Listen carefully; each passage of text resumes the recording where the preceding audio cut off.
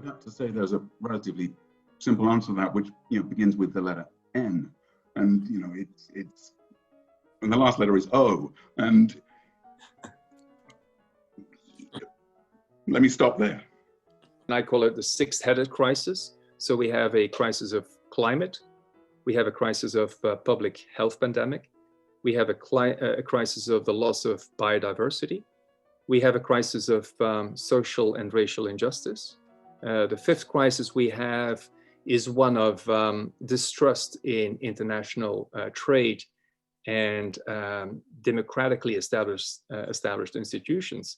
And the sixth, last but not the least, is the crisis that we face in the financial markets, or at least the instability that's currently inherent in our financial market. So if we look at each of those crises, we can actually then compare to what extent our economics actually addressed or sufficiently addressed or neglected those outcomes.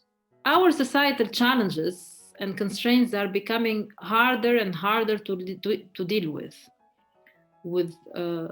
the level of information we have, the knowledge we have acquired, and also let's not forget the power games between the nations and large corporations that had accumulated excessive wealth over the years and do not see the benefit to change or adapt. And sometimes even they go into what I call a denial philosophy to stay where they are because they are comfortable in where they are. What effect does that have on the people of Bangladesh with the coastal plain, which will be flooded?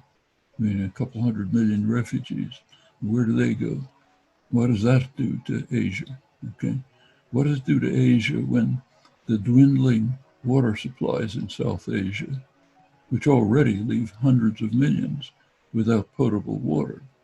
What happens when the glaciers continue to melt, when the river flow declines, when Pakistan and India, two nuclear-armed countries, are facing water shortages and are struggling over the same water sources? How do you put that into your economic model? We already have done considerable damage. And the problem with tipping points is once we get beyond a certain level, it's not going to be possible to reverse it. So when it comes to the economy, often what policymakers will say is that, yes, we need to grow the economy, we need to create jobs, and environment is not a high priority. But unless we start to deal with the environment, there isn't going to be an economy. Not only is economics failing, not only is the framing of economics failing, because of, for various reasons, of the externalities and so forth, the inequalities that are currently existent, the power imbalances and so forth, but other social institutions too are breaking down. The dominant paradigm in economics, is it going to empower the further breakdown, the further empowerment of authoritarianism and nationalism, or is it going to empower a more creative response to the system breakdown? So there are all these other ways to try to integrate things like climate change and inequality into economic growth figures, or to at least supplement GDP growth figures with some of these other metrics, but there is no silver bullet, unfortunately. And so there I would say that economics is very much an art more than a science in trying to figure out how we consider these other really important issues that younger people tend to care much more about than older generations. And I think we can assume that will continue to be the case.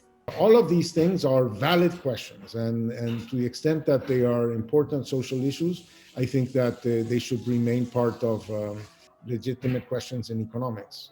So for example, I think that economics has made very significant contributions to the study of global warming and climate change and so on, and what's the nature of the externalities and how to deal with them, and should we put a carbon tax or cap and trade. Economics, to my mind, actually does provide an excellent toolkit to analyze this. I mean, I think without economics, it would be, without a proper application of economic thinking, we will face great difficulties in mastering our environmental and climate challenges.